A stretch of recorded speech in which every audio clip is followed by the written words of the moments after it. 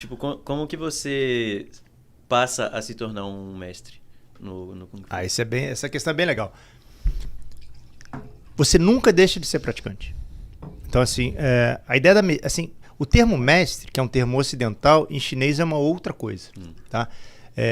Você pode entender a ideia da mestria, mas você pode entender mestre como aquela pessoa que aprendeu não só para ela própria a praticar, mas ela aprendeu a transmitir aquela coisa.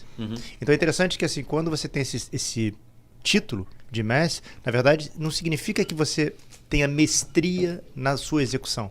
Sim. Significa que você tem uma função de levar aquele legado à frente. Mas você é praticante a vida inteira. Então, na nossa escola, na nossa família, você começa, são 6 níveis, você começa no nível básico e você precisa completar todos os 6 níveis de aprendizado. É um sistema, né? Ele tem princípio, meio e fim. Né? Eu sempre digo isso. Você treinou, por exemplo, sei lá, uma outra arte, treinou judô, por hipótese. O judô eu sei das faixas. Então, as faixas não são níveis. Entende? Assim, um nível diz respeito à natureza diferente. Você está aprendendo uma outra coisa de uma outra natureza. Né? A faixa é uma codificação, né? Quer dizer, uma separação, uma seriação que você consegue fazer ali para poder organizar aquele grupo.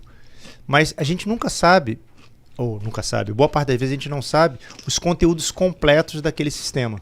Ok. O Kung Fu foi inventado por gente, então tem princípio, tem meio e tem fim. Então a primeira coisa, você tem que aprender tudo. Sim. O fato de você aprender tudo não faz de você um mestre, porque faz de você uma pessoa que aprendeu tudo. Para você transmitir, você tem que aprender a transmitir esses conteúdos. Isso é bem legal. E aí uma outra coisa. É uma outra coisa. Então, para você se titular como mestre, a primeira coisa é que seu próprio mestre, essa é a primeira coisa, né? É a legitimidade do processo. Diga para você que agora você é um mestre. Mas para ele dizer isso, você teve que fazer uma outra especialização, que é a transmissão daquele conteúdo. Ah, sim. Só dar um exemplo que vai ficar mais claro. Digamos que eu sou um estudioso de relações, quero estudar relação de pai e filho, por exemplo. E eu sou um bom filho e fico com meu pai o tempo inteiro.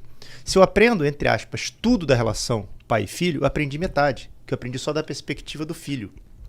Só quando eu for pai é que eu vou ver o outro lado da mesma coisa. Legal. Então, se você tem intenção de aprender uma arte marcial de fato, dos dois lados, né, as duas faces que ele tem, você tem que aprender a ideia de você receber aquilo, mas você precisa aprender a ideia de você transmitir aquilo. E aí você tem uma visão completa, dá para começar. Então a gente costuma brincar que a brincadeira começa, assim, o jogo começa depois que você termina. Depois que você conclui o sistema, aí é que começa. Eu nunca tinha pensado nisso, sabia? O mestre não é o que sabe tudo, tem que aprender a transmitir antes. Primeiro, você pode saber tudo, mas não sabe transmitir, ou seja, você não sabe tudo. Vou dar um exemplo. Não sabe tudo. Mike Tyson foi um grande lutador de boxe. Sim, sim. Mas eu não sei se ele seria um grande mestre de boxe. Pra ensinar. Senhora, é só você pensar, imagina o seguinte, você imagina o Neymar, que sabe driblar muito bem, como mestre de futebol. Complicado. É impossível, que para ele é tão fácil fazer aquilo ali, que ele não vai ter recursos de transmitir. Sim. Muitas vezes aquela pessoa que tem mais dificuldade como praticante, ela vai aprender mais vias de aprender, ela vai entender mais o tempo do outro, a dificuldade do outro. É mais fácil ele tipo ficar sozinho. Treinadores de futebol que nunca jogaram bola, né? Que os caras nunca jogaram bola, mas são bons treinadores, né? O cara tem uma outra habilidade. Porque são habilidades outras. O que acontece no caso da arte marcial, como você não aprende na teoria, você aprende pelo movimento, não existe a possibilidade de você não ter sido praticante. Que maneiro. Entende? Você necessariamente... E depois que você se torna mestre, você segue o seu mestre para a vida inteira. A relação que eu tenho com o meu mestre é vitalícia. E você falou que assim, você tem que aprender tudo, absolutamente tudo do Kung Fu para poder se tornar um mestre. Então a arte ela não evolui, você não tem movimentos novos? Esse talvez seja o aspecto mais rico do que a gente faz. Digamos, eu transmito uma arte chamada Wing Chun. Tá? Esse Wing Chun foi sistematizado por uma mulher chamada Yin Wing Chun. Esse é o nome dela, esse nome veio dela. Só que eu tive uma ideia genial, inventei uma técnica nova, tenho muita experiência. Quando você me procura para aprender o Wing Chun e eu te transmito uma coisa que eu inventei, eu estou sendo um pouquinho desonesto com você, que você me procurou por uma coisa, eu estou te mostrando outra. Já não é o Wing Chun.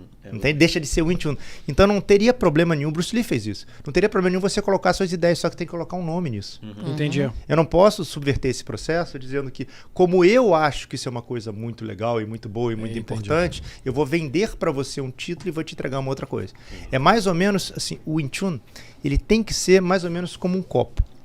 Ele tem que ser entregue, é um sistema no qual eu entrego para você aqueles componentes e você faz dele o que você quiser fazer. Então, assim, essa evolução ela se dá no nível da pessoa. É como você, como operador do Wing Chun, vai atuar que vai fazer o sistema ser vivo. Entendi. E não a modificação na estrutura. Entendi. Se eu quero vinho, se você quer água, eu te entrego o copo vazio. Eu faço. Você bota se quiser. Eu... Agora, eu gosto muito de vinho e você quer água. Se eu te entrego um copo com um pouco de vinho para botar sua água, eu não estou te ajudando, eu estou contaminando esse processo. Perfeito. Então, a ideia de você transmitir o In Tune de forma pura é a ideia mais importante. Entendi. Você procurar não colocar as suas ideias na transmissão.